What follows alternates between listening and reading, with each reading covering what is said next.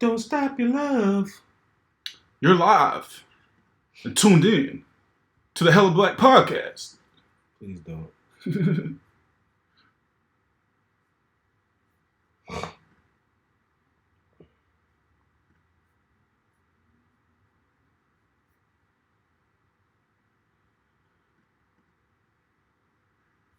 You're live and tuned in to the Hella Black Podcast. Please don't. Is that the lag? It's just open here. I was making sure it's working. No lads on the vag. You know we live, right? Huh? I said, you know we live, right? You serious? Yeah. Why is lag like that then? You're live and tuned in Don't stop your love. to the Hella Black Podcast. To the Hella Black Podcast. Is that the lag? It's just open here. I was making sure it's working.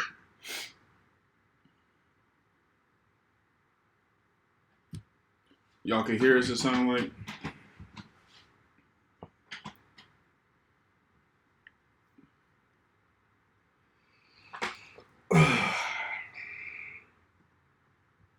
What's up with my nigga Steve Christian? What's going on, fam? Rocky, man.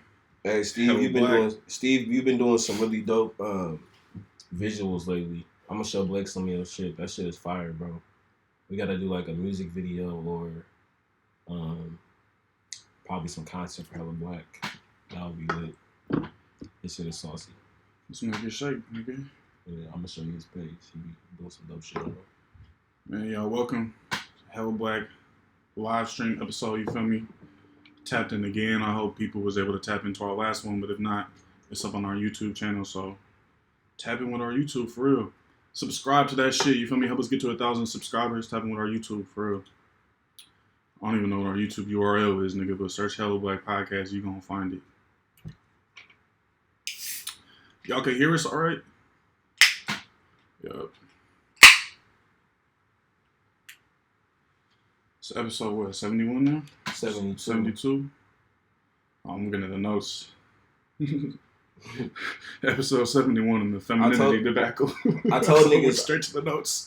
Nigga, you just tried to skip over that word yourself. I told niggas that. Bro, I got fear over that word after I seen it last week. I told niggas that my commitment to the new pod was to come with black joy and not have to sit here and ponder over it. And another part of that commitment that I didn't make live or I didn't voice on the pod was that I'm also going to remember exactly what episode it is. I feel like we've done that before, but all right, we know. That was definitely the last episode. I was looking at the notes. I was like 71, but 72 was on top and bold. So, once again, I'm catting off. I'm about to be on point, bro. I feel like it's 72 episodes into this shit. Like, why are we at the beginning of every episode? Like, what episode is doing this? the same shit? And that really hit when I was Do better. when they made the surprise podcast shit they made. You feel me, for the surprise party? And like they're like, we're saying episode 46. Is it 46? I don't know. Hold on, let me look it up. We hear it later. 20 episodes later. Yeah, so We're doing the same shit, but you know, it's quarantine. It's part of my commitment, man. Yeah, so we'll start that over. What episode we on episode 72? Hella Black episode 72. Yeah, we here. Thank y'all for fucking with it. Hope people is maintaining. You feel me? Just got off working. Especially if you're on the West Coast, you feel me? Clocked out. 5 o'clock hit, you feel me? You open that YouTube and you fucking with the live podcast. So appreciate everyone for taking the time to listen to us, learn with us, build with us. You feel me? And shit. You know what? I was just looking at the stats earlier. I'm like, damn, bro, like we really had plays in 50 countries, and just seeing some of the notifications, like, you're like, yeah, I'm coming from Germany, nigga. I'm coming from England, nigga. I'm coming from Australia. Like, the struggle is global. People really like come. You feel me? And the struggle is global. that should be nuts. We here, Oakland, You know what I was California, just niggas thinking just about? listening to us, bro. That's saucy. So I appreciate everybody. What I was just thinking is that although we're just in your house right now recording this, I still get a little bit of anxiety as if we're actually talking in front of a very large crowd. Like, how our live streams are probably a third of what we actually do with our live shows, right? Facts. And we in the comfort of your home, my nigga. Like, this is the place we record all of our podcasts for the most part. And it's something like being in front of this little computer in front of, I don't know how many people are right now, but it's nowhere near. Yeah, it's nowhere near as many people that'll be at a live show. I don't know why I get a little anxious. people say you don't grow out of getting anxious before public speaking. I think in some ways, I don't know. You grow in a way. You know I how for to sure deal. grown. You deal with it in a different way than in the past. I know for me, it's like, all right, I've been here before, so you have that like that positive self talk to yourself or whatever. You feel me? Yeah. You're like, all right, nigga, I've been here before. It's definitely not like what it was for me 3 years ago, to where there would be times where I would completely shut down before a public speaking engagement, or I had to like memorize everything that I was gonna say, so that I could just get out there and it be muscle memory. But now, I just recognize the anxiety. It doesn't, completely take over my brain and my body, but I notice that it's there, and sometimes I'm just like, damn, niggas been how many niggas been down there in public speaking since elementary school for real at this point. Yeah. I still remember when we did our first workshop at Cal. Oh yeah, I was 4 or 5 years ago. But that was a whole different at this time. I don't know. I feel like my experience in college, as compared to your experience in college, was different. And it's wild because I had a minor in communication, so I did a lot of public speaking engagements, and even with journalism, we had to present at different times or whatever. But I felt like when me and you did that first workshop at Cal, you were in a completely different. I don't know. I feel like you had a different relationship to public speaking than I did as a result of the student organizing. Yeah, you feel me? I was already speaking at protests. Yeah, speaking in bigger crowds and shit. Exactly. So for me, it wasn't until I started doing that shit with you. It's like niggas was organized. Yeah. I'm trying to think. I'm just thinking about that growth. You feel me? It's like I remember before that. You know what I'm saying? Like niggas was talking about being anxious and shit. I'm like, there's for sure been a big ass growth. Oh yeah. Outside looking in type shit. I mean, of course I don't know every thought that's going inside your mind and shit. But I'm just like, it's in my mind. What I was saying is, I don't understand why there's any. I don't get anxiety before we record the pod when it's just you and I. Facts. And right now, honestly, it's damn near just you and I. But this video. But whenever there's just a little change in the structure that we have, there's a possibility of one other person being here, nigga. there's some anxiety. Yeah. Nah, I feel you. I feel you for sure. Because even just before this, I'm like, damn, I'm sweating a little bit. From anxiety or from? I don't know if it's probably because it's hot, but I was anxious too. But it's hot as fucking here too at the same time. I'm not anxious. So I'm I was anxious, but I'm good for a little bit. I feel cool now. You gotta warm up. Warmed up. Anybody with some tips on how to combat the anxiousness that comes with public speaking, send them through. Yeah. He said, hey, where do I go to buy merch for Hella Black? Well, we got some merch on our Patreon right now. Patreon.com/Hella Black Pie. Probably get the merch on the website too, but I guess that's a part of. We got some t-shirts too. So yeah, there are mugs on Patreon, but we got shirts that you can get if we put them up on the website. Which probably should be did by now. Hey. So what happens when you a 2-person team, 3 now because Jacqueline is helping a lot. So this is what happens when you're a 3-person team, and when the 3 people all have multiple jobs. When you work at fucking nigga, that's what it is, bro. This is what happens, bro. It's like, bro, even before this, nigga, I had 4 hours of Zoom meetings before this, and then to come on live stream and shit. Obviously, this shit is cool. You feel me? And my job is cool too. Don't get me wrong, but it's like, nigga, that's a lot of different. You feel me? Speaking, nigga, talking and shit. But we maintaining. You feel me? Under this white supremacist capitalist state, nigga, we still getting after it. The best that we can. Hella Black episode 72. We gotta dive into Black Joy, bro. Yeah. I'm feeling Black Joy today, bro. I ain't even gonna cap, bro. I remember reading this outline. I'm like, fuck. Especially, it's been a longer week in this, I don't know, Tuesday? You feel me? Just a lot of stress and shit. If the show is only Tuesday, that's wild. Bruh. Nigga, I feel like I lived the whole week, bruh. Or been through a whole week, nigga. Yeah. I mean, especially when you consider the way that the days are functioning now, right? Where shit is just running together. There's no, it's there's no breaking days. It's kind of just all going. Before there ain't even a weekend no more because you still damn near doing work on the weekend. Or before these days I got to be in the office. These days I don't got to be in the office. Like you have so many things a part of your routine that allows you to fucking separate the days. That shit no longer exists. So it's just like shit is running together. So. And I get it as to why niggas feel like they lived the whole week in 2 days. But yeah, no, I was looking at it, I'm like, damn, because I think one thing we said too on the last episode is we gonna have our Black Joy prepared. So I was saying earlier, loaded, I'm just prepared, nigga. I'm ready. Clips. I'm prepared too. I was like, damn, I'm actually prepared. Like it's accountable right now. You feel me? I'm like, bruh. But yeah, I came up with the idea. I was like, this morning I just had a lot of anxiety, and then I don't know. I was like, I'm finna work out. I was gonna do one of them. You feel me? I ain't even gonna talk about whose workouts it is. There's one white dude be having some cool workouts. I ain't gonna say his name, but it is what it is. Too. It's yeah. So I was finna do that, but then like, bro, I was not feeling it. So I was like, my body was just hurting and shit. I don't know, tired, whatever. Mm-hmm. Program, went on a hike. So I'm like, fuck, man, I'm just gonna start stretching, and then I just started doing yoga. I'm like, what? Like, I haven't done yoga for a dumbass long. I used to do hella yoga and shit, like back in the day. You know, there was free yoga in Berkeley and shit, yoga to people. So I like just went into doing some stretching and doing some yoga, and I'm like, damn, bro, I feel hella better, bro. I'm like, damn, that shit was just, I felt hella joy and hella relieved. But it's just like listening to yourself. Sometimes like, I don't always listen to myself or listen to what my body is saying. It's like, yeah, in my mind, I'm like, nigga, I got to get these push-ups, this core work. But I'm like, damn, actually, I just need to sit and do some stretching, bro. Because I'm hella tight, bro. I'm stretching. I'm like, damn. And then by the end of it, I'm like, damn, my legs feel better. I'm able to stretch even further and shit. So that's my joy moment. And just, I don't know, I just felt a lot of gratitude. I don't know why, bro.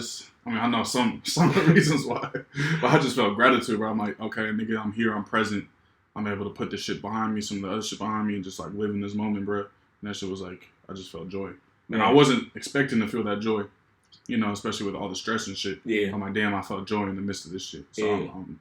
I think what I'm hearing is something I've also been dealing with in terms of exercise, right? I think for so long as an athlete, you taught to ignore your body and to focus on the goal, focus on the outcome. That now you get into a place to where you reassessing what are you actually exercising for, you know, like to be like, nigga, I wasn't going to do these push-ups because I wanted to or that's what my body needed it. I was just going to do them because that's what I'm fucking programmed to do. That's what I've been conditioned to do. So now you're taking a step back like, all right, if the point of me exercising is to be healthy, let me reassess what health means to me. You know what I'm saying? like what I need right now is to feel good via exercising. And it's wild because I had a conversation with that nigga Pilo last week because I was, you know, he be running a lot. And I was telling him, like, bro, I really enjoy running, but for some reason, it just hasn't felt good as of late. Like, running is something that I do for a stress reliever. Like, when I'm feeling really anxious, like, to the point where I feel like I'm about to explode, running is what, you know, mellows me out. And I was telling him I was having trouble with that shit. He put me on to the Nike like Run app. Shit? Yeah, the Nike Run app that he has been using. And he was just like, bro, that's how I just been able to separate the competitiveness from it and have been able to do it in a way that like serves fucking the actual goal, right? Which is to like just run and like, nigga, it's not a competition. It's about running in the way that, you know, working out in the way that fucking serves its purpose. And it's wild, especially like both of us, you feel me, being former college athletes and shit. Like, niggas just trained to work out a certain type of way despite how you feeling. So you wake up hella sore, nigga, you gotta go to practice and still get that shit in. And it's called the grind. And it's like a grind. Grinding it out. Grinding through it. With them videos, the Eric Thomas videos, you just wake up, what's in that video? That shit is so counterproductive. Because when you think about then when your body start tearing down, niggas never want to acknowledge that overworking is I'm like, bro, all the surgeries I had in college, I'm like, bro, it's just because niggas was overworking, nigga. Bro, it'll be so many times I be out there on the field, bro, and just like, why the fuck do my knees hurt? And niggas about, oh, you just not warm yet. Like, nah, nigga. It's because we just had practice yesterday. Yeah. You feel me? It wasn't supposed to be in pads, but niggas put pads on or some shit. You know what I mean? It's supposed to be a walkthrough, and it ended up being a 2-hour fucking walkthrough. That's important, though, bro. I think it's important that you acknowledge the fact that you're listening to your body, and then that you also condition yourself to do that more. Because you got, you know, you've been playing sports since you was, well, how old? 5, probably 6. Oh, yeah. Niggas got like 20 years of unlearning and crafting new practices to and then niggas are playing at hella like high levels too. Yeah. You know what I mean? Yeah. Like, but yeah, I think I'm happy for you because I know what that's like to get exactly what you need from the workout. How many times have you been like, I'm about to go work out, and then you get there and you damn near in a worse position than what you started in mentally and physically? You know what I'm saying? Like, damn, like, what was the point of me doing like? Because the point of going into it was like to at work this out point I thought it was. But at this point, I thought it was. Yeah, like, that's what niggas said the goal was. this might have been my first experience, bro. I feel like really just Mine was last week. that's wild, bro. That's wild. But I'm not to say last week was the first time I felt good after a workout and that it served its Yeah, I purpose. definitely felt but good. It's hella rare But that like to go into something and then to actually make that choice to be like, nah, I'm actually just about to slow down, bro. I was gonna do this whole workout and I'm like, nah, I'm about to just stretch. And then like sitting with that after and doing yoga and shit. I'm like, damn, I feel hella good right now. I'm sitting on the couch just listening to music. I'm like, damn, bro, I feel hella good. Yeah. What the fuck? Like I didn't need to do everything. That's what I'm saying. I feel that through Yeah. workouts, but I don't fear it. I don't feel it consistently. There are moments when like the workout meets my exact needs, and I did end up going hard because that's what I needed at the time. Yeah. But there are a bunch of times where I've gone way too hard when that's not what I even stepped into the workout to do. Facts. But that's just what niggas have been doing for so long. Yeah. So what was your Black Joy, bro? I had that piece that I wrote for the No Name Book Club newsletter that went out. Yeah. The necessity of mutual aid. That I think, that's coming out via the Patreon for No Name Book Club. And she mailed me a copy. And it, like print journalism, I don't know how, it's been like 3-4 years since I actually, kind of got my foot into journalism. Yeah. So I don't know what it's like now as far as print. But, I used to write for East Bay Express. Yeah. And that was the first time I ever seen your words and in the newspaper. I think I actually wrote a story on Raj. Like that was the first time the first time I was in print for East Bay Express was for Dust. And then after that, it was for Raj. So yeah. I think the last time I did article too, bro. Yeah, the last time I did it was for Raj, I think. And that was hell long ago. So it had been so long since I saw my name in print. And anyone that's ever did print journalism, it's just I don't know. Like there's such a gratifying feeling, bro. Like just to see your words on some fucking paper just feels so good. So she sent me a copy, and you edited my shit. So, and that was probably the first time you edited some of my work. You know what I'm saying? So now I'm thinking back at it. It was just like a whole thing of why it brought me so much joy. So yeah, y'all could check that out via the Patreon on No Name Book Club, and then I think it's gonna be online in a little while. Yeah. And then I was juiced for you.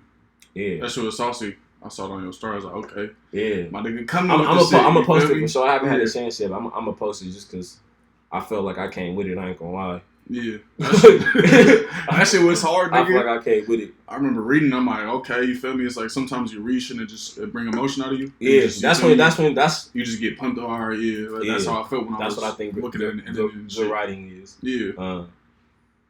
Especially because you write in a way that's just like you always been from when I was reading your older work. You feel me? In the East Bay Express, I'm like, bro, this nigga could just write. And then it's not an easy process. It is not, bro. It's not. Like as a nigga who write too, I know the process it takes. You feel me? And also the process to like you just a straight shooter with your shit, with your words, bro. Yeah. And that's that's pushing back against this like white supremacist society. You feel me? It's like, nigga, you gonna say what it is so everybody can understand what you're saying. And this is the first time. This, hyper intellectual state where niggas just want to talk about and study blackness to its fucking. You feel me? It's like, bro, when I feel like this was one of the first times I got a chance to like, in a sense, decolonize the way that I write, because I feel like for so long, when I felt like you had to have this dense ass work, and not to say that shit is not good, it's not valid, but it's not the way that I function. You know what I'm saying? Like that's just not how I am. Yeah. I think a lot of the folks that write dense, that are good at it, I think that's how it just comes natural, and that's how they process their thoughts, and that's how they get it out. But for me, I'm like you said, being a straight shooter, right? So this is the first time I tried to just say exactly what I mean and not look for other ways to say it. And that shit this was the fastest I ever wrote something, because I wasn't trying to figure out the most quote unquote intellectual way to say it, or the way to say it in a way that's gonna resonate with folks who don't know exactly what I'm saying. And the column is called For the Homies by the Homie. So like that was like my intention to just say exactly what I mean in a way like the people that I consider my community can understand it. So yeah. And then we talked about it earlier. I had 2 Black Joy moments. This is what happened when you prepare, nigga. this is what happened. This is what happens when I come prepared. But I think I got shit on deck. My second Black Joy moment, it just came to my mind when I was thinking about Black Joy, was I discovered Keith Sweat's Greatest Hits, and I haven't even got past song 3, y'all. Like this is I was telling you before the podcast, right? Like I've always known about Keith Sweat, period, plain blank. I've known about this nigga. I've always respected him as someone that's contributed to R&B and maybe even debatable pop music. But I got down this wormhole a few days ago around like music and shit, and for some reason I stumbled on Keith Sweat, and that just made me like look up his catalog. And you know, when you dealing with legends, anytime you type that name in on you know, whatever streaming platform you're using, their greatest hits gonna pop up. Yeah. But you realize how big the fucking platform is, like, you know what I mean? Like, a lot of your favorite songs might not even be in the fucking top. So it's like, I know Keith Sweat got cuts. Like, I know his greatest hits probably like, it's probably gonna there are gonna be people who are like real diehard fans of Keith Sweat. Like, nigga, why this not on there? You know what I'm saying? Facts. But I got into these Keith Sweat greatest hits, and I have not been able to make it past song like 3 or 4 just because the shit is so good, bro. Like, Don't Stop Your Love is fucking amazing. Like, it takes over your body. If you clap that shit on loudspeakers, bro, you're going to dance. Period, point blank. You're just gonna start moving, bro. You know, you in the house, you just start, bro. Cleaning. You talk about feeling good and just feeling that like, energy and shit. Yeah. That's how I felt yesterday when I was listening to Don't Stop Your Love at fucking 8 o'clock in the morning. And it should be nuts, bro. It should really be nuts. Cause it just take over you sometimes. Shout out Keith fucking Sweat, bro. Like, I'm just getting emotional thinking about this nigga, bro. Shout out Keith Sweat. That nigga's amazing. But yeah, that's my Black Joy for y'all. So y'all should drop your Black Joy in the comments, you feel me, in the live chat. You know, drop some of your Black Joy. Tap in with that for sure. It's important to maintain joy, you feel me, especially in a new situation that we is in, you feel me, a new way of life, a new day to day, you feel me. It's important to find that joy, whatever that look like for you, you know. So are we episode 72? We going Hella Black. Patreon.com yes. /Hella Black Pod. Tap in for exclusive content, you feel me, extended content. Tap in with our Patreon, patreon.com /Hella Black Pod. Tell a friend to tell a friend, bro. Tell your partner, nigga. Tell your cousin. We got heat, bro. And if you white, pay the fuck up, nigga. If you non-black, pay up for this shit, for real. Niggas if you can afford to pay, if you can afford, yeah. Feel me? We need to have a conversation around labor because I feel like niggas don't be understanding exactly how much work goes into this. My nigga B had to set up a whole system to get like putting this together is labor. Figuring out how to live stream to y'all and downloading the software is labor. And if you take political education very serious and you value political education, you know that we putting in a lot of labor to take in this information and read and do the research that we need to do to come back and be able to give it to y'all in a way that where y'all can just take it and run with it. Niggas should be. That's time out of our day. Time, bro. Period, point blank. And when you working a 9 to 5, you trying to fit it in. Multiple jobs, man. You trying to fit say this it shit all in. the time. Multiple so you can just jobs. set all this shit up. Shit, at least an hour beforehand, before the podcast even start. You know, so Patreon.com Hella Black Pod, support us. You feel me? It's like we putting out 3 episodes a month, damn near. You feel me? Yeah, 3 episodes a month. So it's like you paying $5 for 3 episodes, and you getting extended content. That's a deal. You feel me? We was talking about OnlyFans, like nigga, we getting deals for $5.99. You feel me? Yeah. It's like this shit OnlyFans worth. is the hookup. I ain't gonna lie. Yeah, man. bro, So, that shit the plug. I'm trying to give y'all some jig too on the Patreon shit. Fuck this. So Apple Podcasts, make sure y'all subscribe. Tap into our YouTube. You feel me? I don't know. I think once we get to 1,000 subscribers, we might have a surprise for y'all. You feel me? We might have some more video content. So go to our YouTube. Hella Black YouTube, search that shit. Fuck with us. Apple Podcasts, 5-star review, nigga. Tap with us. Tap in with us. You feel me? SoundCloud. We wherever podcasts are. So however you get your content, wherever you get your audio dope, nigga, get that shit. Period. Are we gonna talk about what happened last week? The elephant in the room. You know, we fit an elephant in this little studio, and it reminded me of the song Amelie. Amelie. I wanted you to edit it, and you know what I just call it, bro. It's just what goes around comes around.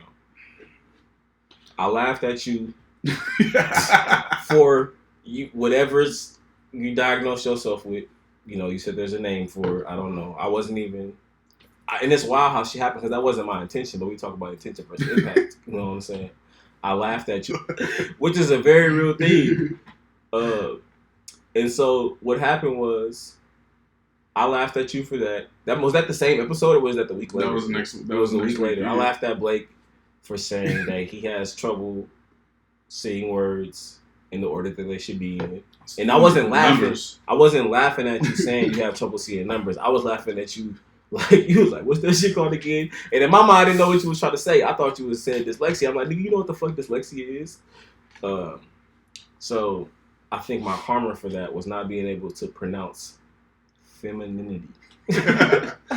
So how many times before the show did you say? Well, we need to provide even more background, nigga. I took a fucking edible before I got here, which I didn't tell you before that. Nah, I was like, why does this nigga keep moving back and forth, like looking like he's stressed out? For one, it's kind of hard not to move in these chairs. Like when it's not like if it was a stationary chair and the fucking seat didn't swing back and forth, I think it's just natural for you to do that. But the weed definitely played, and I do not smoke weed at all. I don't do anything with weed. That's why I was surprised. I'm like, you took an edible because I remember like the week before you said that you took another one. And I was like, what? You said something about a gummy. Or was that the same day? That was what I was talking about. That's what I was referring to.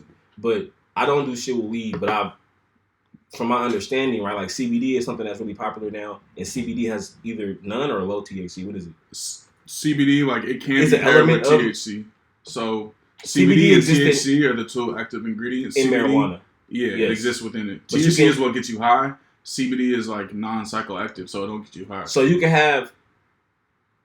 So basically, what people are doing is they're creating strains or edibles that either have both or one or the other, right? Facts. Okay, so in my mind, what I was taking was CBD because the reason why I don't like marijuana is because of the psychoactive effect, right? It makes me hella anxious and paranoid, which is why I don't smoke weed. But from my understanding, what I was taking from what I was told was like, this is such a low dose of THC, you won't feel the psychoactive shit. It's only going to affect your body, and that was the. But a stoner told you that. That was the furthest thing from the fucking truth, dog. If a stoner say, hey, this one gonna get you high, I had it yesterday. So not only was I paranoid and anxious, but then the physical shit did start kicking in, and I just had no control over my tongue, which is why I had such a hard time pronouncing that word. But y'all should go listen to it, because when we listen to it afterwards, I'm like, my nigga, we wasn't both in here crying, laughing from this shit. Like that shit was hilarious. And for me, I always wonder, do people? Well, maybe it wasn't as funny to others as it was to us. I thought it was hilarious, but. Yeah, I'm just like figuring out why no one has hit me about that, because I'm like, if I was watching someone else's or listening to someone else's podcast and they did that, I would have like screen recorded them, like, nigga, what the fuck? This is fucking hilarious, and like sent it to them. But y'all should check that out. Yeah, well, that's kind of a hard word to say. I'm kind of shying away from it after femininity. There you go. You gotta have a strong. You say that shit 5 times in a row, bro. It's hard. It's hard to do. That's a tongue twister. It's like Peter Piper picked to pick up. Shit was hard, bro. But yeah, y'all tap into episode 71 to not only laugh at me, but to learn a lot from Raven, black sex worker who dropped a whole bunch of fucking gems. Yeah. And, I think that's a really. Not only a funny episode, but a really good episode, a really informative episode. Y'all should tap into that. Talked about anti-fatness and whorephobia, which is the hatred of sex workers. So tap in with that shit. Lace yourself with game, nigga. Pay for porn, nigga, if you can consume it. Pay for labor, nigga. Just period. Support sex workers, nigga. So this episode. See, almost in my head about got niggas nervous. Got niggas nervous about episode 72, nigga. We got a good episode in store, nigga. It's 30 minutes in and we haven't even really dived into the content yet. Yeah, I hope. This was content, but like the content when it was plans type shit. You feel me? What? So a part of today's conversation, which I feel is, I think kind of, I guess like continuing the conversation from last week, but also a conversation that we've been having, I think not just as of late, but in general, is politics. Politics over Punani. Not politics. Consciousness over Pardon me? Coochie. But like politics as a day-to-day practice. Yeah. And I think it's come up with it's come up as a result of, nigga, the work we doing with PBO and the conversations that we having on Hella Black. Because I just feel like And then, of course, all this fucking Twitter shit. Yeah, which is like as like those two things. When I think about, you're 100% right. So I think what's missing so much from politics, which isn't new, is the practice. Like folks can reiterate so many theories and talk about things and not even try to live them out on a day-to-day basis. And that's what's been happening. Like, and I've been thinking about it with the COVID shit, right? Like, I feel like this is just a perfect example for folks to live some of the politics that they preach, and they just haven't been doing it. You know, if you talk about like socialism and you haven't implemented any socialist practices in a pandemic, like, nigga, what are you like? What like? Niggas think they can bring their fucking keyboard, nigga, to a revolution. These motherfuckers, revolution gonna go down, nigga. They gonna bring their laptop. You can't talk yourself into reality. They fucking keyboard, nigga. These fucking keyboard warriors, bro. Talking These without armchair action revolutionaries, bro. It's like, nigga, hide behind your fucking ivy, nigga. Niggas talk about the talk, nigga, but don't want to walk the walk of these politics, bro. Because if you really in the field with the shit, nigga, you have to walk the walk, bro. It's just period. Like, you can't just talk about it, nigga. You feel me? You have to really live it. Because you're constantly having to adjust to the circumstances that you was in. You feel me? That's how you could just separate niggas, to be honest, bro. Because niggas be talking about it.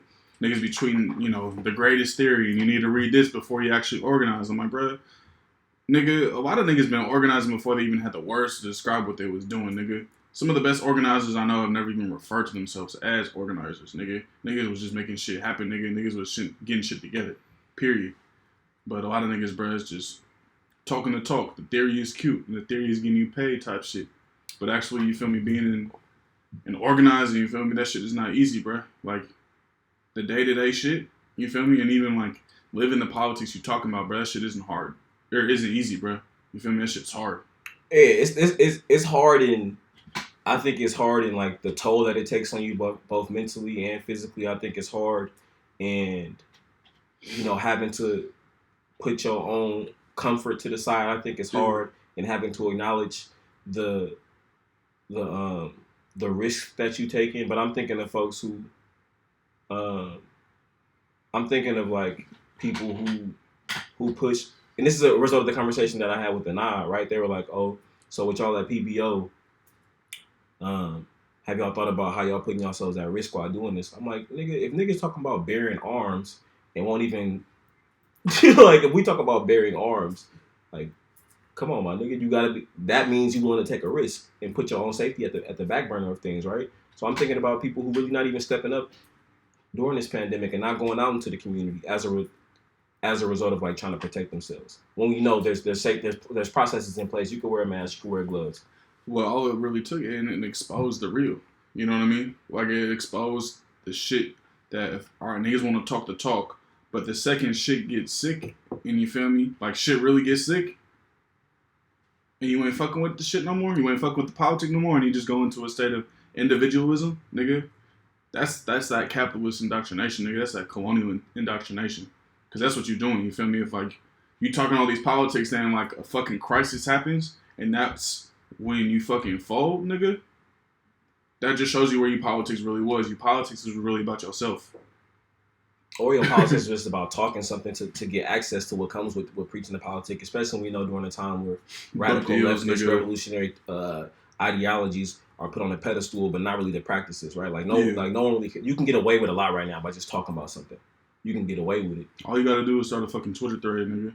And this is what I'm trying to get niggas to understand, bro. We are effort habit species, bro. We are what we constantly fucking do. And if you're not constantly showing up for the community, how can I expect you to show up when shit really get rough, when our backs is up against the walls and we really got threats coming, when we face, and not to say that we don't on a day-to-day basis right now, right? But like, if you can't, I mean, you say it all the time, bro. You talk about the bare minimum. You feel me? If you can't do the bare necessities for shit, how am I going to expect you to do the shit when shit really pop off? You have no practice. Like, for one, not only have you not shown me that you can, like, I don't know if you actually can do it, but you also don't have the practice of it. Like, you haven't even built that muscle. of self-sacrifice. You haven't built that muscle of of putting your own priorities, your own self to the back burner for the greater good. You haven't created that muscle of going against what you're afraid of. And it reminds me of like what Huey Newton was saying with, revolutionary suicide, bro. It's like giving up yourself for the people. Not in the sense of like being a fucking martyr, essentially. Like, all right, I'm just gonna do some wild shit. But it's like you give up yourself. You feel me? You give up, all your self desires. You know what I mean? And of course, you still always gonna have some self desire type shit, right? But like you give up yourself, nigga, and you put your people first. You feel me? You put your politic first. I feel like niggas have been using martyrdom as an excuse to not make the sacrifice. That's what I feel like. Like, I feel like people always be like, oh, you can't be a martyr. They are the folks that came before us, or our elders who said, like Huey, don't be a martyr type shit. That revolutionary suicide is not a good thing. But niggas use that as an excuse to go completely to the opposite side with no sacrifice. Like, my nigga, this shit they're going to have to be some days where you put your own feelings, the what's best for you, to the back burner. That's just because of the work. I'm sorry. You're going to put your life on the line, period. I mean, that's why I fuck with the idea behind it and the concept of it. It's like, it's revolutionary suicide is to accept you are a doomed man. If you is going, or a doomed person, right? If you going against this system, you feel me? If you trying to overthrow the system, you have to accept certain things that might happen to you in your life. And you have to move a certain way because you know that violence is going to follow you. If you black, you feel me? Violence is already going to follow you. Regardless type of shit. And not always just like physical violence, right? Yeah. Like, violence can show up in different ways. Economic violence, So I'm not saying like niggas got to go out there and start bearing arms. That's not what I'm saying at all. What I'm saying is that it's going to take sacrifice to move this work forward. Like that's what history has shown us. Period, point blank. We haven't gotten to where we are as a people from not sacrificing. Period. You got to sacrifice your own comfort. And you have to create that habit of sacrificing your own comfort right now. Like, you have to, bro. Like, you're not going to go from none to all out. That's just not going to happen. And we talked about being able to make the jump from PBO. The reason why we were able to go from doing shit once or twice a month to 3 times a week is because we had already had the structures in place. Like, through practice, you build the systems and structures in place. You figure out what you need to actually consistently do the work. You know what I'm saying? If you're not making these jumps right now, when we do get to where we need to be, if we do make things happen, if we do get a socialist communist state, you've already had the practice. You've already lived it out through and through. And that's the shit we was talking about with Raven. It's like, how can we talk about revolution but not really start the process of re-educating ourselves? It's hella layered, because right? It's like, nigga, if a revolution happened fucking tomorrow and you still have all these oppressive ideas, you feel me? You still indoctrinated in this fucking capitalist system. You still indoctrinated in this capitalist system, you feel me? It's like, bro, you feel me? You still gonna have those fucked up ideas, bro. So a revolution is a revolution of the mind too. You feel me? Yeah, bro. And the rest gonna follow, nigga. And I'm telling you, bro. I'm thinking about this shit. I'm like, all right, nigga. What do my day-to-day interactions look like when you talk about creating a society that we want to live in? How am I practicing this right now? How am I engaging with fat people on a day-to-day basis? Yeah. How are you engaging with sex workers, nigga? You feel me? Right. How am I engaging with the poor? How am I engaging with queer folks? How am I engaging with trans folks? Because if we create that society that we claim we want, and we haven't even not only built the relationships, but also took in what they need from their voices, consider what they need directly from their mouths, and implement it into that revolution, it's not really a revolution. Or it's a one-sided revolution, or a revolution that centers certain demographics. Yeah. And it's about sacrifice. I think this quote by Huey speaks to it in a lot of ways. He says, by having no family, I inherited the family of humanity. By having no possessions, I have possessed all. By rejecting the love of one, I received the love of all. By surrendering my life to the revolution, I found eternal life. Revolutionary suicide. And that just really speaks to it, in my opinion. Like, you gotta give up shit. You have to make certain sacrifices if you really live in this politic, nigga. If you live in this socialist politic, nigga. Like, niggas be so quick to fucking quote Fred Hampton. Niggas be so quick to quote Che, nigga. Quote Fidel, nigga. Quote Wasada, nigga. But do you know the fucking price they paid for having a revolutionary politic? Something that came up when I was having this talk with a friend was that a lot of folks aren't doing the day-to-day stuff because they don't know where to start. And that could be an excuse, but let's just say that, like, I think it's both valid, and I think some people often use it as an excuse. I think the two things can be true. But let's go with the valid part. Like, I think what folks do a bad job of sometimes when they're trying to call folks in or hold folks accountable or challenge people is they don't give them any like starting blocks, any clear cut things to do to get started. So I'm just gonna always say, like we try to say all the time, is just like start small. That's all you have to do. Whether that's just continue to read, and then take what you read and put it into practice. Like you can't just be reading and not practicing with because you can't do that. It's not how it works. Also, just again, start looking at how you engage with folks on a day-to-day basis. How many fat folks are you surrounding yourself by? Surrounding yourself with? How many queer folks are you surrounding yourself with? How are you engaging with the poor? How are you engaging with women? How are you engaging with trans folks? Right? Like, how are you engaging with black people who live in your own apartment complex? Start actually like creating start fucking living. Start being the person that you would like to see in society. It's like, and it's gonna be tough. It's gonna require you to get out your comfort zone. Period. Point blank. Might require you to make some sacrifice. But like, you have to start somewhere because it's not just you're not gonna just wake up and poof. That's not nothing in your life that's coming to you. It's a process, right? Like Angela Davis always said, revolution is a process. You feel me? Everything we doing got to be towards building that process of revolution, whether it's within your own personal life, nigga, or it's the organizing work. You feel me? Because it's like, niggas don't want to be accountable to shit, nigga. How you gonna talk about a revolution if you can't be accountable to your community? How you gonna talk about revolution if you're not willing to go the extra mile? Like, if you're not willing to do the work that needs to be done. Yeah. There is so much work that needs to be done. And I feel like, I don't know, we was having this conversation with Ty, and, you know, we talked about, like, dense work and people kind of taking what they want from you know, what folks are saying and making it their own. It's just like, bruh, no. It's not how shit works. Like, you have to fully embody it. And a part of that embodying is the action that follows it. You have to.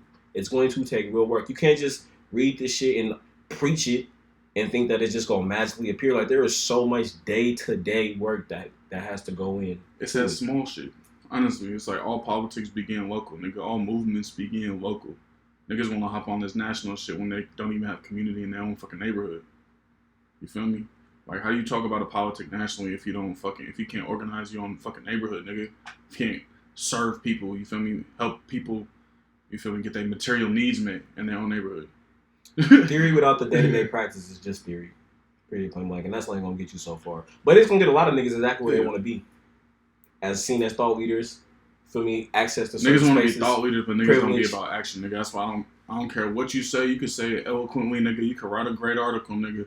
But if you ain't doing that work that you talking about in your fucking paper, nigga, I don't care, nigga. Period. I don't care. Because it's all about action. Be about that action, boss. For real. You are what you do. And you are what you do consistently. Not just one off. Yeah, it can be okay. Yeah.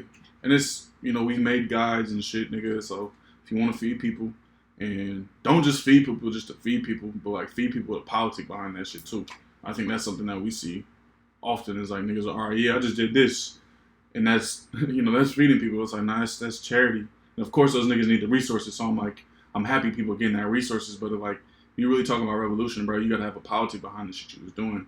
You feel me? You can't be feeding people just like, okay, that's all I'm doing. But you have to understand why you was feeding people. You know what I mean? And what is that mission behind it? You feel me? It ain't just about feeding people. It's about building that process of revolution. You feel me? Building alternative realities. You know what I'm saying? Compared to this fucking government. Are we supposed to rely on this government that ain't giving you a fucking weak ass $1,200, nigga? When they gave banks, nigga, $1 trillion? California, nigga, Newsom want to talk about all these politics this, and he's seen as this good guy in this pandemic because California hasn't been hit super hard, but he about to send niggas back to work. All cause niggas can't give a UBI, nigga. California has the 6th biggest economy in the world? Just as a state, nigga. And niggas can't get UBI, so you gonna put niggas back to work? Like, bruh, so it's... we is anti-government, nigga, and the work has to be anti-government. This shit can't just be charity. You know what I'm saying? And it's like, the shit we is saying right now, it ain't new. Like, the ideas that we have, I mean, PBO, People's Breakfast Oakland, we named it after the party, nigga. Because we was inspired by the party and the work that they did. And the people's programs they created for the people to serve the material need of the community. You know what I mean? So it's like, the answers is there if you read. You feel me? Even if you watch the videos, you can understand like the tradition we follow, nigga. We follow a black radical tradition, nigga. We follow a black socialist tradition that's existed before we was even born. Shit ain't new. So it's like the answers is out there. I think it's like, and we providing guides, bro. So it's like at this point, it's like you either you taking your own version and you trying to do your own charity, or you trying to do the work that's associated with it. I think it's like two. I think it's two parts that stem from one thing, right? Like there are people who just like to read and talk about stuff, and they're not willing to do.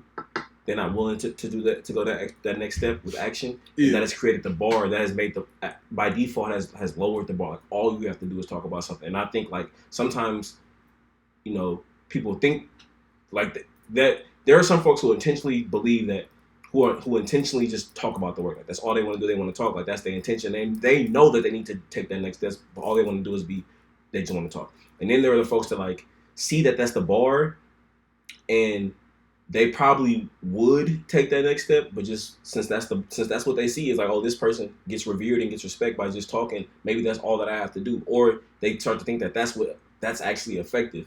And so what I'm doing is like, and I wish I could name some names of some people I don't respect that all they do is talk.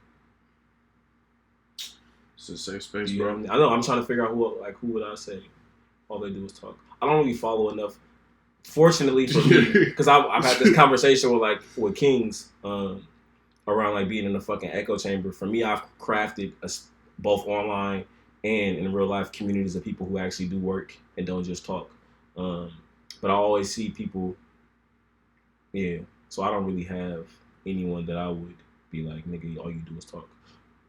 I know niggas don't like Sean King. He talk, but he do a lot of he acts just like a lot of fuck acts, I guess.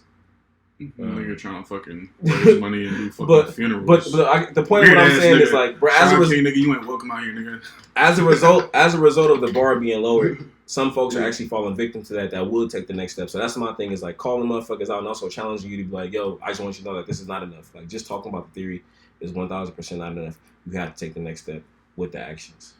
Yeah, I mean that's a part of like indoctrination into this like colonial system.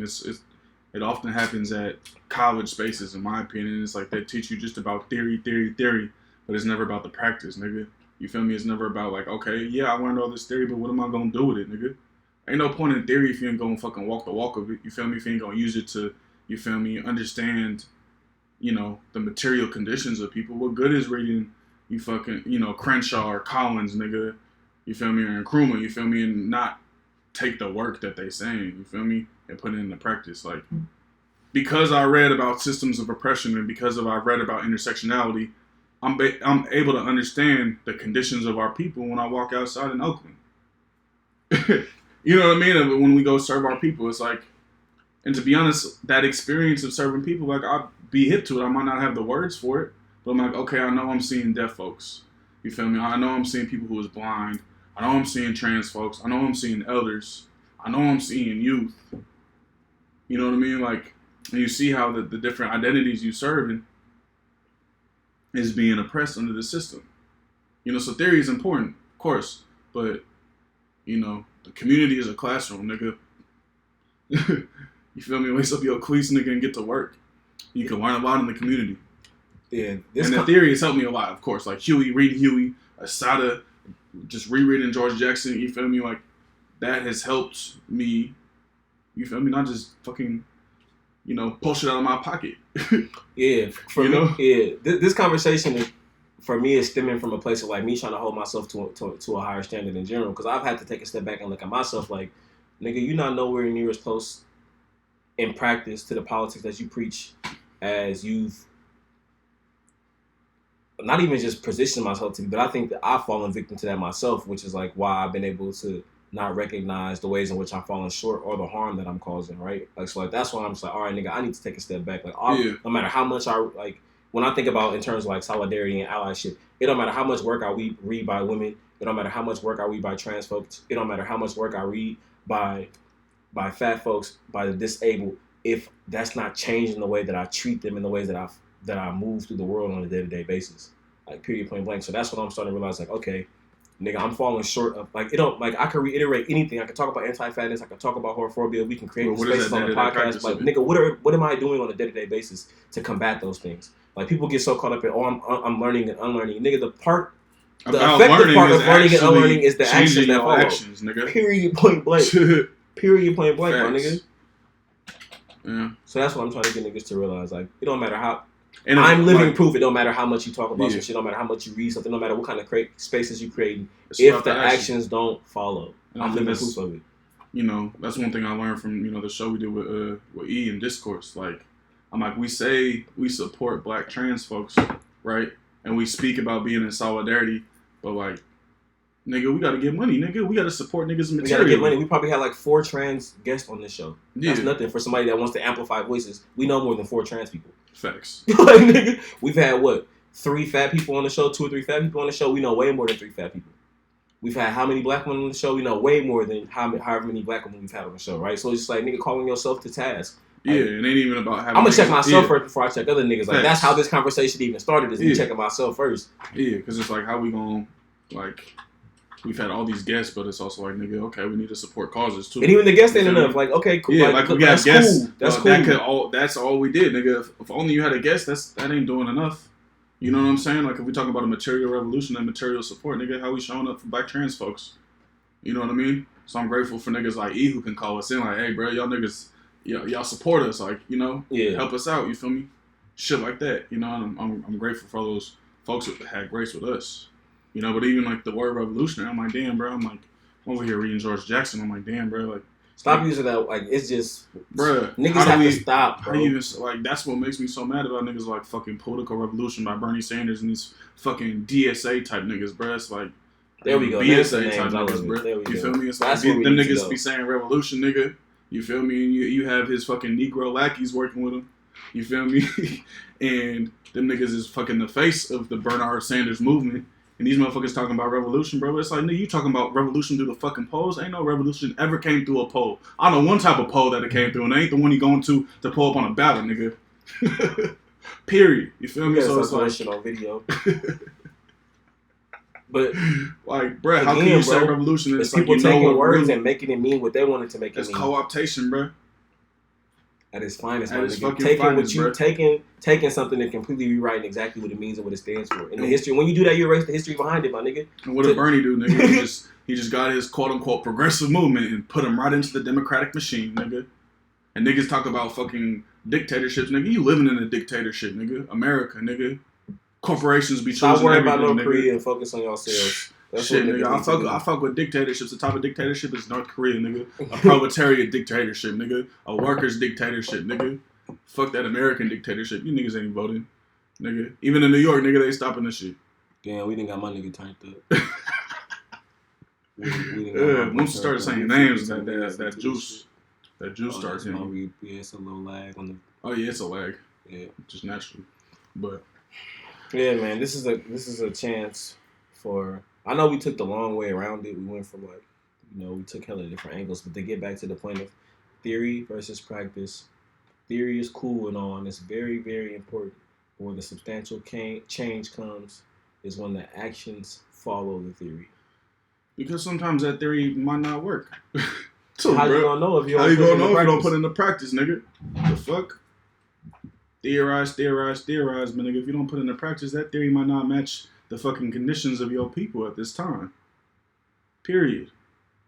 So, theory with actions, and it's part of us too. It's like, nigga, we say we doing this shit, so it's like, what does that mean? You feel me? To support trans folks, support black folks, black fat folks, you feel me? Black sex workers, nigga, what does that actually mean? You know, and it's listening, bro. And it's listening, but also, you feel me? Material needs. We need a material revolution. So how do we use the privilege and power that we have to support that shit? Because niggas love to say they don't have no fucking privilege. Like, niggas got privilege, bro. Period. I wanted to ask you. This is a whole different topic. Y'all got what y'all got from that. I hope Theory. so. These Locked niggas and spit, loaded not with fuck the theory. with that. These niggas spitting me. Mad. I appreciate you, man. Something I wanted to ask you is, as a result of Deshaun's tweet from like a week ago, maybe 2 weeks ago, they said that they wonder how many people actually read their work. And I've been wondering, and like the conversation's like, okay, I know people read my work, but how many people like actually, again, through years practice, right? Like read it, embody it, and use that as a guiding light to change the way that they act. Because right? like niggas can take some of this shit. They might have like, okay, yeah, I fucked with 20 minutes of Hella Black. I'm finna take part of that, nigga. Like if you a man, I fuck with the parts around like being strong and upbearing arms and da da da. I'm talking about that, nigga. Not the fucking solidarity. Yeah, it's like how niggas loved Huey and didn't read about Huey talking about fucking homophobia, nigga. Huey is loved by homophobic men around the world. And like you haven't read Huey, nigga. You haven't read Huey, nigga, because Huey was calling that shit out. So, I'm noticing it. Right, we got like a lot of men. Some of them my own people. A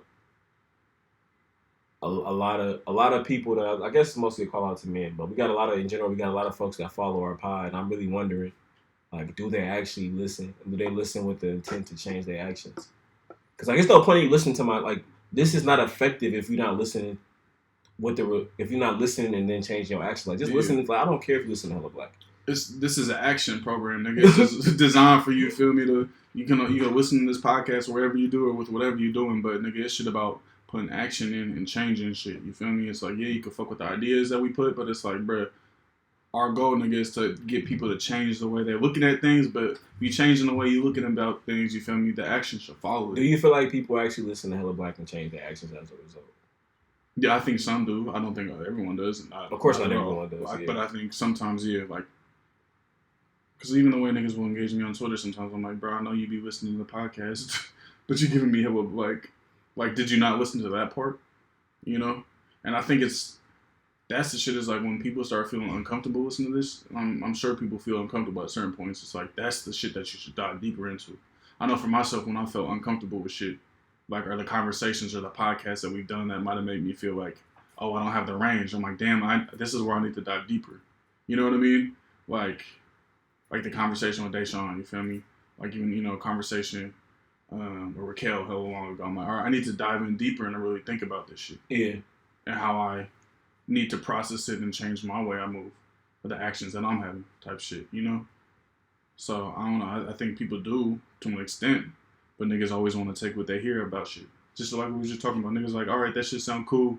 That other shit, like, I don't know, man. I don't know if I can get behind that anti-fat shit. I don't know if I can get behind that, I gotta pay for porn. Probably because... You know what I mean? Like, because that's really challenging niggas' whole manhood in some ways. Like, oh, I can't have this to access whenever I want for free. I think it's not only challenging. I think it's not only challenging folks, but it's also people aren't able to see how creating a safer world for things that don't apply to them will benefit them. And niggas want the immediate benefits shit sometimes, like, but not realizing, bro, like, by you changing your action, it's like, bro, that shit, at the end of the day, and it shouldn't even be about you, but at the end of the day, if you supporting black fat folks, if you supporting black queer folks, you feel me, black sex workers, nigga, that shit is gonna get your ass free too. I mean, and even if you say it's not everyone has a black, like we talking about black people, black folks, every black person has a black queer person in their family. Every black person has a black fat person in their family. Every black person has a black trans person in their family. You know what Everybody knows somebody who's sex work, nigga.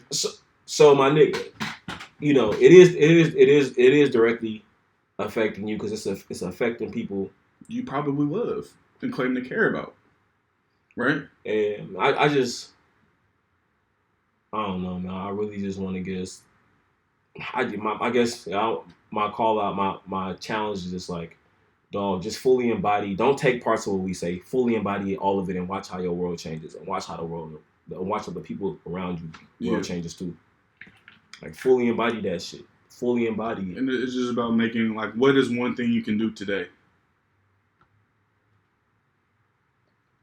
Maybe that's subscribing to OnlyFans, nigga, and not going on Pornhub. That's one tangible action. Maybe it's sending the black trans person some money. Or just, hey, how you doing? The black trans person that you know, just sending them a text, checking on them, how you doing? Maybe it's acknowledging, you feel me, the black houseless person on the street when you walk past them. Say, hey, can I get you some food? Got a few dollars for you.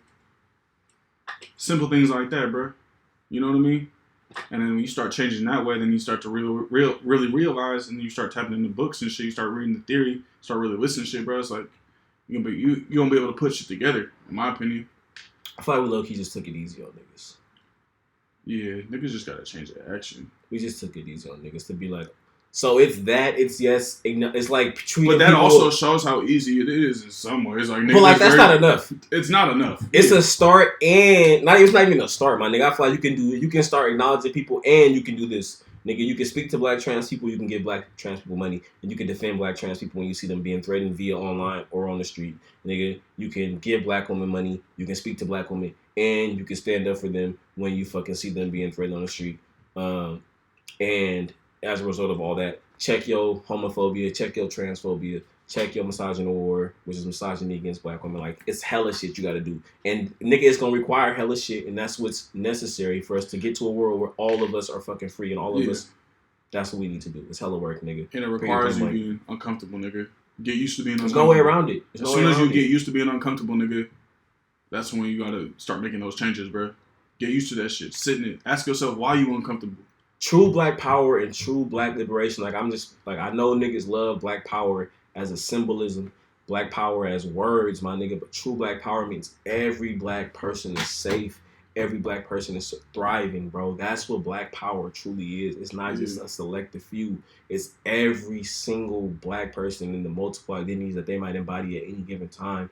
That's what black power, that's what black liberation is. If anything but that is some white supremacist colonial bullshit, bro. Anything but all black people being free and safe and loved and cared for. Anything but that is not black liberation. It's not black radicalism. It's not black revolutionary shit, bro. Period, point blank. Niggas gotta embody that and realize that and accept that. And I feel like niggas be really, like, you know, I just feel like niggas really, and also we have an understanding, like, not everybody, like, people want black. Not everybody wants that kind of black power and black liberation. That's just the other side of the coin, right? Some niggas just want power, nigga. Some niggas want the breadcrumbs of capitalism, and some niggas just want power, nigga. They don't care about overthrowing white supremacy. They want to be the white supremacists. This is for the niggas who think that they preach a black liberation. You know what I'm saying? This is for the niggas who really do want black liberation, not just black male power type shit, black cis power type shit. If we talking about freedom of all oppressed people, nigga. If you're saying you want real, like, true black liberation and black power, this is what it embodies everybody. Period, point blank. I mean, we've been saying it all the time, nigga. It's all of us and none of us. You know? That's what true black power is, nigga. It's all power to the people, nigga. Not some people, nigga. All power to the people, nigga. Black trans folks, black queer folks, black poor folks, black folks with disabilities, nigga. We're talking about everybody, nigga. We're talking about freedom, nigga. We ain't want you, because otherwise, what good is this shit? Why you doing work, nigga, if you only want a few people free? If you only want yourself free, nigga, because you ain't never gonna get free that way either. Reality gonna hit you in the mouth at some point. I hope niggas is embodying this and learning something from it. I be feeling like I'm in church when we take that little pause. Take your time. This is where we ask for donations. The bowl is gonna be passed around, the virtual bowl. Pardon? Donations, gifts, Patreons. We are an hour and 2 minutes in. Are we doing extended content for Patreon? What's that like? What are we doing here? Or is it just we finna go on to the next topic, and after that, you know, it is what it is. Yeah, we go on the next topic, and then after that, we can do Q&As. Oh, and then Q&A can be for Patreon. All right. Another thing that I've been thinking about and pondering on the last couple of days, especially as a result of the encounter that we had last Sunday, right? Like, I think about organizing in general, and it's like you got so many people claiming to be doing the same work for the same reasons, but we not working together. And I know for us, we tend to not link up with niggas because everybody can't be trusted. You know what I'm saying? Like, history has shown us that. And also, we have a direct politic behind the work that we do, right? Like, we try to. And if you're very clear about doing this type of work, and you have a very different politic, like we ain't comrades, like we have two different goals. But you might be doing the same, similar type of things, like we say, like feeding people. You feel me? It ain't just about feeding people. You know what I'm saying? Like, it's not just feeding people. There's a politic that comes behind feeding people. So when I think about that, it's clear to see why we, I guess, like, the point that I'm making or what I'm bringing up is just, why do we have so many different groups claiming to fucking be wanting the same thing? And we, like, dog, right now in Oakland, there are probably fucking 10 groups doing outreach to the houseless community, serving food, providing whatever different resources, right? But I guarantee you, the houseless community are still having days where they go without because niggas is not on the same page. Like, and some niggas, like, it's not even about getting on the same page, niggas. Some people don't even want to be on the same page. It's just niggas so don't even want to be in fucking the same book. counterproductive. It's just so fucking counterproductive. Like, why is to the point that, like, I don't think PBO should have, like, there would be no need for PBO to do 3 times a week if we were linking up with these other places. You know what I'm saying? I'm pretty sure there are parts of Oakland, there are encampments in Oakland that probably don't get any food from the services that we provide, whether it's us, East Oakland Collective, fucking Berkeley Free Clinic, whoever else is out distributing food in the East Bay, Oakland area right now, my nigga. And like, why is it that we 4 weeks into this shelter in place, however many weeks we've been doing the PBO, and we haven't had a single conversation with East Oakland Collective? We haven't had a single conversation with PBO, and with Berkeley Free Clinic. And nigga, all of us is getting our food from the same provider, my nigga. It just makes no sense. I mean, at least with the East, like, we know the niggas for the most part is in the East. We ain't going to the East. You feel me? Niggas know we in the West. You know, I mean, it's not like they haven't come to the West before, though.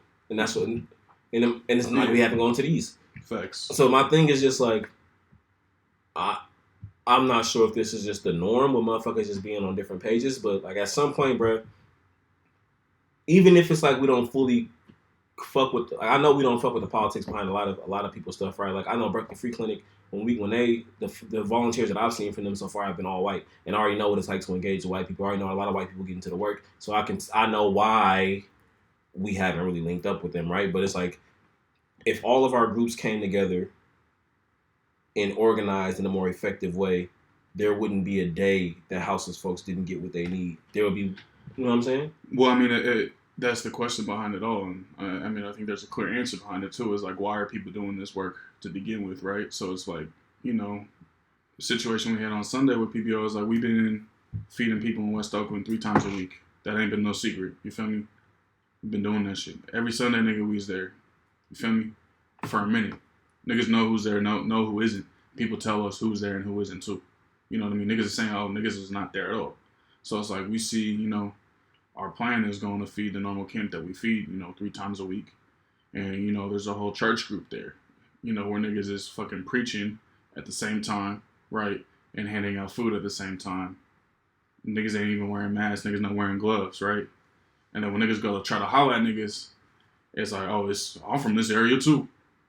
When niggas approach them like, hey, like, what days are you doing this shit? We trying to organize it so niggas get food the max amount. And niggas don't even want to have that conversation. So it's like, what is you actually doing it for? Are you doing it for your fucking ghetto missionary trip to West Oakland? Is that what you was doing? Because that's what it feels like. You bring your whole church for one day. You feel me? Because niggas has been there every Sunday. Niggas have not seen them yet. I've never seen the niggas ever. You feel me? So it's like, but of course niggas gonna adjust. Niggas gonna feed different parts. You know? It's just all so fucking, it's counterproductive. It's counterproductive. And it's, because I know you gotta think about. But that just shows you niggas aren't about actually helping people. They're doing it for themselves, bro. You feel me? Yeah. Like that's exactly what it shows. It's niggas is doing this shit, and it ain't about liberation, nigga. It ain't about revolution, nigga. It ain't about providing material resources, nigga. It's about making yourself feel good. You feel me? You put in a post on Instagram saying, oh, we fed the community. But you might have just put the community in danger because you're not taking no safety precautions. Leaving all y'all trash everywhere because we was there the next day. I mean, at some point, you know, that shit got to be stopped, period. Yeah. I would like to see, yeah, I mean, people in Oakland know what we about, you know what I'm saying? Of course, we're a different age demographic, which means, like, our online presence looks different, you know what I'm saying? But niggas just have to get on the same page, because if we all out here actually trying to, like, and some folks don't gotta have the politics behind that shit, I guess. As long as you're not on some completely anti-black shit, you know what I'm saying? You just might be on some more liberal shit and think that you can integrate into systems and da-da-da. Like, that's whatever. That's your prerogative. But I would like for us to get these people what they need day in and day out. You know what I'm saying? Like, I would like that. Yeah, I don't know. Some of these niggas been on some op shit before, so it's just that.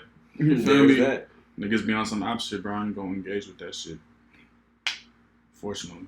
It's like this has been going on since way before us. I often wonder about, like, what Oakland looked like when the Panthers was here, they wasn't the only niggas out there feeding people. You know what I'm saying? It was for sure probably some other niggas out there. Yeah. And I mean, the Panthers, they was you feel me? At some point, they was also hella deep though.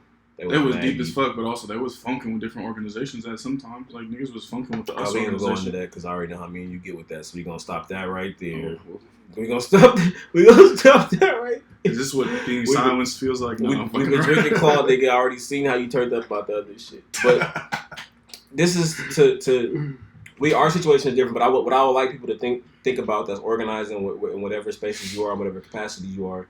Think about how y'all could work with groups in your area or people in your area to actually get closer to what y'all trying to do. You know what I'm saying? Whatever resources y'all trying to provide for the most marginalized and oppressed groups. You know, excuse me.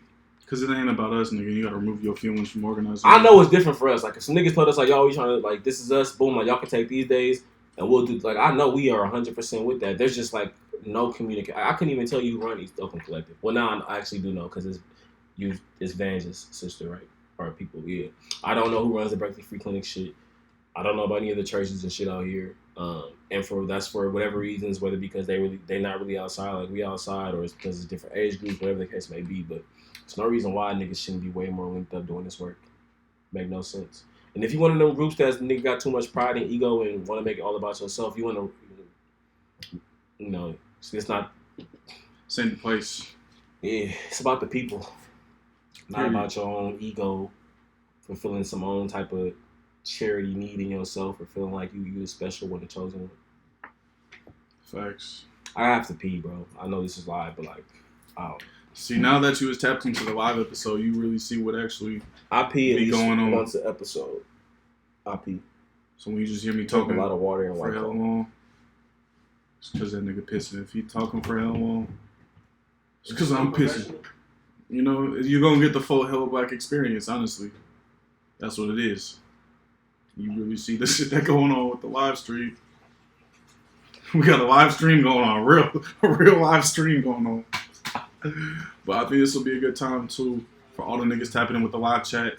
You feel me? Drop some questions. We gonna answer them questions on the Patreon.com exclusive. You feel me? So tap in our Patreon, patreon.com/HelloBlackPod. So drop some questions y'all have for the live chat, and we'll answer some of that for the exclusive shit. But niggas gotta remove their fucking feelings from this shit. It ain't about you. This work ain't about you, bro. It's about the people. And if you about the people, you should be willing to make those, you feel me, those changes, nigga. You should be willing to get the people the most resources at any time, period. That's what it's about. It's about the people. You gonna have those conversations. But I don't know. As Doancey makes his way back to the stage, you feel me? I'm proud of how PBO has responded in this time. You know, and like I was really just reflecting on like a lot of the work we was doing, you know, even prior to even creating PBO. You know what I mean? Like a lot of that like infrastructure building and those thoughts that we had, like niggas put that shit into action. You know what I mean? And built something that was actually rooted in, you know, radical shit. You feel me? On a socialist tip, nigga, on some radical black radical revolutionary shit. You feel me? Niggas built something trying to root it, you know, in that type of politic. You know, of course it ain't never been perfect, but it's like, I was thinking about it, like niggas is out there 3 times a week, niggas is doing shit 7 days a week for PBO. With a group of folks. Yeah. Shout out to the core team. Shout out Yemi, Ty, Ayana, AB, Kelly, Sienna. Deani has been helping a lot with the packs. Deani and her crew. Shout out Raven. Shout out Sochi. Shout out Nick. These are all the people that have been. Shout out Lucas. Shout out, is it Farley's? Farley's has been providing food. The restaurant Rashina works at also has been giving food, I think, too, but I can't remember that restaurant. But just shout out everybody that's been able to make this happen. And I hope, you know, like B was saying, it started off super small. There's been a lot of growing pains along the way. But shit is just possible. It's going to take work. It's going to take sacrifice, but, like, getting movements or groups started is very, very feasible. Very, very feasible. We live in proof of this shit. Facts. And the facts that niggas is feeding people 3 times a week, and we're doing it with intentionality. Like, we ain't just feeding people the days we want to feed people. We doing, you know, food for the days that the shelter isn't providing those services. You know what I mean? Like, niggas is providing Narcan and shit. You know what I'm saying? Like, I literally had a lady just say, like, oh yeah, this shit saved somebody last week. I'll use it to save somebody. You know what I mean? And like that. Shout out to Freedom Clinic. Shout out to Freedom Community Clinic. What was the people that donated the? It's through the Freedom Community. Do Not Harm Coalition. Do Not Harm, yeah. You know? Yeah. So, like, shout out to all the supporters we have. People's made, you know, donations, nigga. Like, all that shit is really having an effect, bro. You know, in some ways. And sometimes it's hard to see it, especially when the conditions is just not good. You know what I mean? But, like, that shit is really having an effect. And that shit really hit me. You know, it's like, oh, yeah, this Narcan really just helped us save somebody. You know what I mean? Last week, like. The work is being done and it's being filled. Yeah. Because it's like if COVID-19 ain't killing, you know, black houseless folks, nigga, it's hunger, nigga. Like, it's overdose, not having those resources, bro. It's like being cold, nigga. Like, that shit's real, bro. And we seeing exactly how this, you know, white supremacist capitalist state is not doing nothing to support the people, nigga. Newsom gets on in front of fucking TV and says, oh, we have hotels. Libby Schaaf goes on TV, oh, hotels, nigga. But the hotels ain't for people on the streets, nigga. It's for if they get sick. So you have a bunch of empty hotel rooms that you're paying hella money for and not actually putting people in there. You're only doing it if people get, you know, get COVID-19 systems. I mean, you know what I mean? How would niggas know if motherfuckers not even being tested? Facts. If we, nigga, me and you ain't been tested for this shit, we know houses folks not being tested for it. And we two niggas with healthcare. Yeah. Come on. Come on. But I don't know. I'm just proud of the work that niggas is doing, bro. Me too. Like, shout out to the whole team. Shout out to the whole squad. Shout out to everybody who supported. Feel me? Niggas is responding in a major way, and I think that work and that base building we did from 2016, that shit is making a difference. You know, niggas learned from previous organizations too. Niggas, you know, was organizing with another shit, and that shit was filled with a bunch of toxic shit, a bunch of homophobia, a bunch of. You might have learned from niggas. I didn't learn shit from them niggas. I learned what not to do, nigga. I learned what not to do. I learned how shit is not supposed to happen. I didn't learn shit, but I learned what not to do. Type shit, you feel me? Are we doing Q&A now? Yeah. Questions and answers. We have a question already.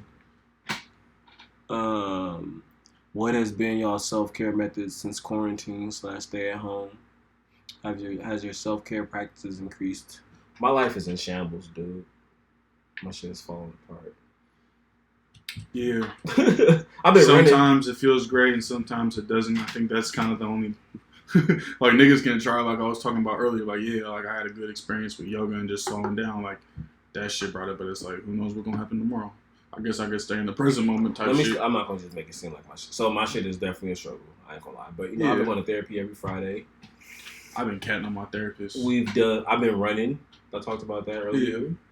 We've done little like gatherings after PBO. Social distance gatherings because we're already around each other.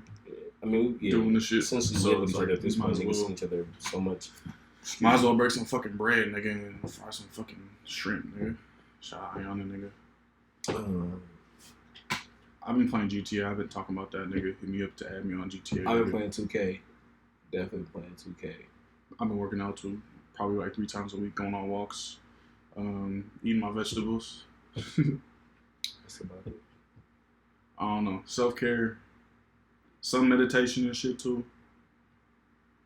But yeah, trying to just do what we can with the situation and the shit that the shit that we've been trying to, the other, you know, the strategies we've had before the pandemic, how do you implement it now? It's just like, all right, nigga, I can't go to the gym, but I can do core type shit. You know, it's just, yeah, that's been helping. So how can you donate to PBO? You can go to our Patreon, patreon.com/HellaBlackPod. We have a link up there, our link tree. You can follow us on social media at People's Breakfast Oakland. The link tree is in the bio too. So tap in with that bio to donate to PBO. We also have some tiers too on Patreon where a percentage of the tier goes to PBO. So rock with it. What PS4 games? I'm on Xbox. I'm on 2K, nigga. You don't want it. Don't ask me no shit like that. Next question. Nah, hey, if you on PS4, add me Balenciaga. Hey, if you want if you want Xbox, nigga, add Blake Don't Crack, nigga. We can play fucking Xbox, nigga. Only if you good, nigga. I don't play with no people who ain't good, nigga. Did y'all enjoy this episode with the people that's still watching? How would y'all feel about folks in other cities adopting your PPO model? Oh, that's what it's there for. Any resources we share is for your implementation. Yeah. Point blank. Of course, don't call it people's breakfast because we don't know you niggas. But you know, feel free to take anything we do. All the guys like we make. That's what it's there for, and that's why we talk about it too. Yeah. But this is how we do it. This is what we're doing. Like we do that shit to inspire people to hopefully do similar shit and also have the politic with it. You know, at some point we're gonna expand, but that'll take its own time when we do that. You know. But I hope y'all appreciated this live stream. Ew, Xbox niggas hating. Xbox is for sure. Niggas hating. Alright. It is what it is. So it's a lag, so there might be more questions coming in, but there might not be. Any more questions? I'm tired, bro. I hope y'all enjoyed this episode. I gave it all I got. Hey, Blake Don't Crack. When the book on. It's a good question. Yeah. So the question is Xbox mid. Basically the book that is coming out in July. Bro, I'm trash. I'll be forgetting what it's called. The name of the book? I'll be forgetting literally the name of the book, bro. Some niggas be doing this. You shouldn't even say that. You should just kept this to yourself and did your research, dog. No, I know it's like the Black Power Afterlives. It's Black Power Afterlives, but it's a whole text after that. So it's called Black Power Afterlives, the Enduring Significance of the Black Panther Party. It's a culmination of different authors, a lot of niggas who was in the Panthers and shit. My own family, Julian Muntakimi, here's a chapter in it too. So for me, I just feel hella privileged to be published alongside niggas who made the ultimate sacrifice. Being published alongside my own family, like, that niggas made the ultimate sacrifice, you feel me? Like, when niggas say shit about revolution, bro, and talk about co-opting, it's because, like, nigga, I know, you know, from my own family what that sacrifice is meant, and that's why that shit really fucking, my blood be boiling. You know, so I'm excited for that shit to come out. The link is on my Twitter, at Blake Don't Crack. It's my pin tweet, so you can tap in with that book. A lot of legends in that book. So it's going to really, my chapter is essentially about how we was inspired about PBO. And, like, understanding the significance of the shit that came before us and how we, you know, modeled a lot of the shit after the party. So, y'all tap in with that, for sure. We tired, nigga. Episode 72. Hella Black. Patreon.com/HellaBlackPod. Fuck with us, you feel me? Pay up, nigga. If you watch this live stream, nigga, throw some coins, nigga. Patreon.com/HellaBlackPod. Apple Podcasts, Spotify, wherever you stream, nigga. We streaming. Shout out to this live stream, nigga. Peace.